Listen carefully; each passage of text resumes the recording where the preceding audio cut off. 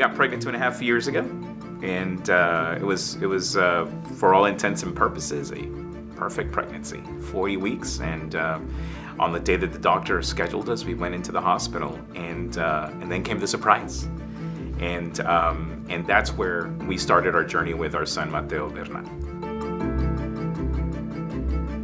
I had a picture-perfect pregnancy, as our doctor had mentioned. All of my appointments were just perfect. He said everything was going well. There was no reason for concern.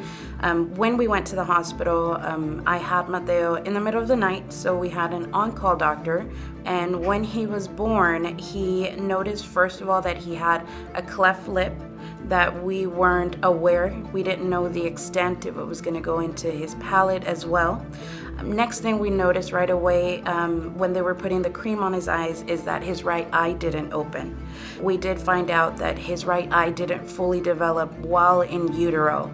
About 4 months after that is when his pediatrician noticed that he had several heart murmurs. So on top of the cleft and his eye, he's now a baby with congenital heart defects. We were in what we considered was a perfect setting, and I think it was a perfect setting to receive some complicated news. Because of our strong bond, we were able to take it on and say, okay, well, this is another thing we're going to deal with. And then another, symptom came around, or another diagnosis came around, and we said, okay, this is something we're going to deal with. And I think one of the biggest things that we really adhere to is recognizing that it definitely does take a village. And this is where I believe, we believe that Easterseals has been extremely fantastic in helping us. As soon as we were able to go ahead and find their services, we committed ourselves to make sure that we were going to do our best part to ensure that all of the things that Easterseals was going to offer us was going to be something that we were going to take on, and we were going to go ahead and full-heartedly participate in. And we were going to make sure that our son was going to not only get the best care from Easterseals, but also from us as well, supporting their efforts. The first time we were receiving services through Easterseals was after Mateo's open heart surgery. And he was about 5 months old, and so he stayed in the hospital for quite a bit, and in recovery, 8 weeks of recovery on his back. So he was behind early on, and so when Easterseals started coming after he was cleared from the heart surgery, he started getting the regular occupational therapy, gaining a lot of head support, trying to meet his goals of where he had been delayed after the heart surgery. We don't tend to recognize how significant making a sound is until someone begins to work with your child over and over. And quite frankly, if it wasn't for Easterseals and ECI, we wouldn't know our son's true potential. They definitely have guided him through a lot of significant hurdles, and he's been able to break some significant barriers that his doctors are astounded at what he's done. And we always give a lot of recognition to Easterseals and ECI for what they do for us.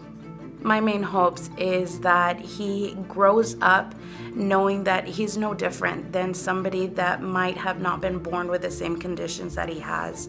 My main concern when I was a new mother was just how the world was going to treat him. But I have seen just the love and the support that his therapists have given him, and it's just, they're amazing. The therapists will come in, and I can say honestly that they are the most encouraging individuals, and I can definitely feel that their heart is exactly in this scenario and in the moment when it comes to dealing with Mateo. There are thousands, if not millions, of families like us who walk into a delivery room and expect what they consider a perfect moment of delivery. And like us, they're going to have scenarios and symptoms, diagnoses that are going to come their way and attempt to shatter their joy. It is important for all of those families that are looking at us and watching this telethon to make sure that they recognize that they're not alone. There are many of us that came before them. And they're not alone in that there are many of them that will come after them. And I think more importantly, and recognizing that Easterseals is here by their side as many times as they need them, and that they're always going to have their child's best interest in mind and the family's best interest in mind. And so they come in and they work with our child, and they give us this strength by investing their time in the moment and helping us be able to recognize that despair begins to subside more and more with every significant milestone or every significant day that passes by.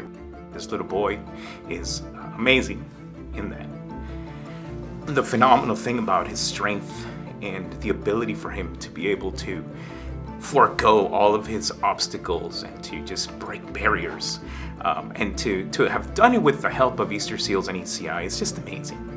And I think that, quite frankly, that the purpose for this little boy and my hope for him is that he's able to be a beacon to show how embracing something like Easterseals and ECI as an organization on a daily basis whenever they come into our homes and putting our best foot forward really demonstrates that a child who is expected to be developmentally challenged or delayed, or a child who is expected to be in a certain category can break those barriers, because sometimes it's going to be unexpected heroes like ECI and Easterseals that are going to be the ones to come in and save the day. And my hope is that this child is going to be that example, that embracing everything that comes our way and not stigmatizing the child for who he is, but rather embracing who he is and celebrating his successes and his overcoming everything that he does is by far what I hope that everybody can see.